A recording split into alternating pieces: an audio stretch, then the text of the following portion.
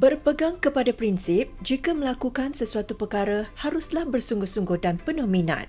Itu yang menjadikan Zanom Mat Yusof, 51 tahun, dari Sungai Buloh Selangor ini nekat untuk mencari sumber pendapatan dari rumah dengan mengusahakan cili giling dan sos cili. Saya sebabkan anak-anak suka makan, jadi saya rasa benda tu mesti ada di setiap rumah. Terutama kita orang Melayu kan, mesti nak masak. Lepas tu bahan penambah selera lah dengan cili sos ni. Ia sebagai pelengkap. Kalau tak ada tu tak sah lah rasanya dan tak menjadilah makanan tu. Dia dibantu oleh suaminya, Muzaffar Shah Idris, 55 tahun, dalam proses pembuatan cili sos dan cili giling 3 kali seminggu. Berlainan dengan sos cili sedia ada, Zanom menghasilkan sos dengan mempunyai rasa yang berbeza. Kebiasaannya sos cili memang ada pakai gula, tapi istimewanya sos cili keluaran syarikat saya, kami gunakan gula perang yang insyaAllah lah berkhasiat dan membantulah pada wanita-wanita ke siapa-siapa yang nak diet kan. Kandungan gulanya tu kita guna seminima yang mungkin. Minatnya terhadap pembuatan sos cili telah membuka peluang kepada usahawan daripada rumah ini untuk terus serius dalam bidang perniagaan. Cili yang sudah dikisar kasar, kemudiannya akan digiling halus menggunakan mesin yang ditempah khas. Ini bagi memastikan tiada biji cili di dalam setiap pes cili tadi. Kami guna seminggu dalam 20 ke 25 kilo cili untuk cili giling dan cili sos. Pengeluarannya kalau kita buat satu hari itu dalam 5 kilo, kita boleh dapat dalam 40 kilo.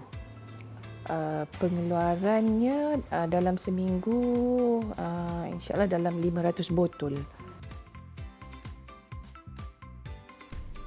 Selain sos cili merah, Zanom kreatif menghasilkan sos cili hijau yang mendapat sambutan ramai. Kelainan yang dihasilkan telah menjadikan perusahaannya semakin berkembang maju meskipun hanya bermula pada Januari tahun ini.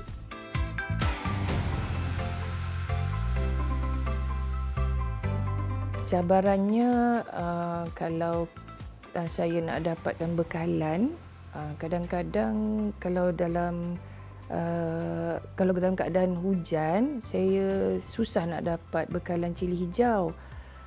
Cili kering pun sama juga sebab kadang-kadang mereka mainkan harga. So saya terpaksa cari merata tempat jugalah untuk dapatkan bekalan cili hijau dan cili merah. Setelah sos cili dimasak selama 2 jam, ianya akan dipotolkan mengikut saiz dan permintaan pelanggan. Semua dilakukan sendiri secara manual bersama suami dan anak-anak. Siapa sangka daripada sekadar ingin mencuba, kini sudah menjadi sumber pendapatan utama mereka sekeluarga. Saya rasa kita patut bangga dengan keluaran kita rakyat Malaysia.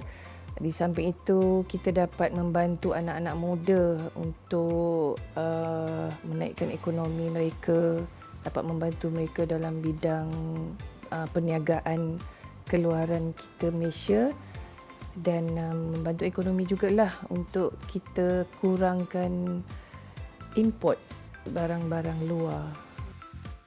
Biarpun masih setahun jagung, berbekalkan usaha dan keinginan untuk terus berjaya, kini sos cili dan cili giling Zanom sudah berada di beberapa pasaraya terkenal di sekitar Lembah Kelang. Ibu kepada 8 orang cahaya mata ini tersenyum bangga dengan hasil air tangannya. Sebenarnya kita kena kuat dan kita kena ada ilmu untuk menjana, membantu pendapatan keluarga. Jadi dengan ilmu, so kita boleh belajar apa-apa bisnes yang secara kecil-kecilan kita boleh buat dulu. Dan saya pun memerlu dan sedia membantu kepada mereka-mereka yang ingin mengusahakan perusahaan cili sos macam saya. Bukan mudah untuk menggapai kejayaan, sokongan dan kasih sayang sesama keluarga menjadi penguat semangat untuk membangunkan sesuatu perniagaan. Bersusah-susah dahulu, bersenang-senang kemudian.